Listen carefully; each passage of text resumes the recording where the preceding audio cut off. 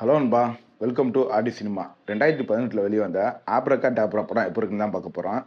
இந்த படத்தை வந்து ஒரு ஹாரர் மிஸ்ட்ரியாக எடுத்திருக்காங்க. இப்போ இந்த படத்தை பற்றி பார்க்குறதுக்கு முன்னாடி நம்ம வீடியோ பிடிச்சா ஒரு லைக்கை போட்டு மறக்காமல் நம்ம சேனலை சப்ஸ்கிரைப் பண்ணி வச்சுக்கோங்க. இப்போ இந்த படத்தோட கதை என்னன்னு பார்த்தலாம். நம்ம ஹீரோ வந்து ஒரு மியூசிஷியன். அவரை சுற்றி ஒரு பல மர்மமான கொலைகள்லாம் நடக்குது. அவர் எங்கெல்லாம் போகிறாங்களோ, யார் கூடலாம் பேசுகிறாரோ அங்கெல்லாம் ஒரு கொலை நடந்துருது.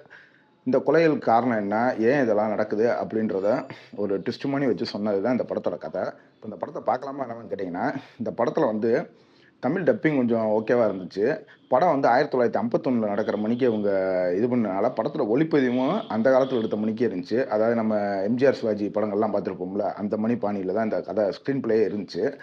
அதுதான் நமக்கு கொஞ்சம் இதா இருந்துச்சு. படத்துல ரத்தம் தெறிக்கிற காட்சியெல்லாம் இருக்கு. ஆனா, அதெல்லாம் ரத்தமா பூராங்க சிவப்பு கலர்ல தண்ணி தெறிக்கிற மாரி தான் இருந்துச்சு. அதெல்லாம் கொஞ்சம் மைனஸாவே இருந்துச்சு. ஆனா, படத்துல வச்ச ட்விஸ்ட் நல்லாவே இருந்துச்சு.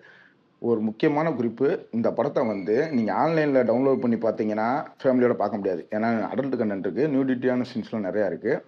ஆனா, அத நீங்க YouTubeல பார்த்தீங்கன்னா, அந்த அடல்ட் கன்டென்ட்லாம் கட் பண்ணி வச்சிருக்காங்க. நீங்க ஃபேமிலியோடயே ஒரு தடவ ட்ரை பண்ணி பார்க்கலாம் இந்த படத்த.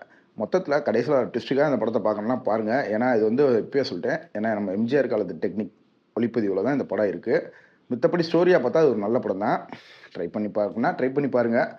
YouTubeல தமிழ் டப்பிங்ல அவைலபிளா இருக்கு.